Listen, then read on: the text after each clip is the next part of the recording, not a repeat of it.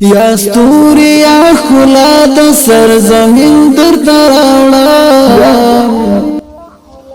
د عبدالله او غني ترمنځ سیاسي جوړجاړی پای ته ورسېد. د ټاکنو له امله د عبدالله او غني ترمنځ رازیږېدلی سیاسي بحران نن د دواړو له لوري د یو توافق په لاسلیک کولو سره پای ته ورسېد. بعد توافقنامه سیاسی بین رئیس جمهور کشور و محترم دکتر صاحب عبدالله به امضا میرسد. د اشرف غني ویان صدیق الله صدیقي په همدې اړه پر ټویټر لیکلي شیبه وړاندې د جمهور رئیس محمد اشرف غني او ډاکټر عبدالله ترمنځ سیاسي توافقنامه لاسلیک شوه.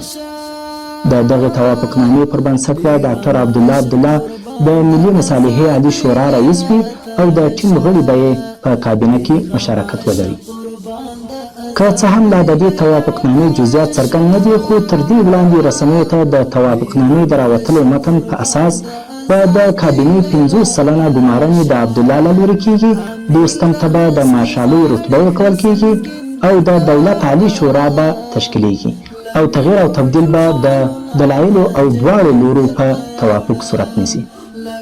د تازه توافقنامې په لاسلیک سره یو ځل بیا د 2014 میلادي کال د سیاسي جوړجاړي پیښه تکرار شوه او یو ځل بیا واک د رایو نه بلکې د یو سیاسي جوړجاړي په بنسټ وویشل شو.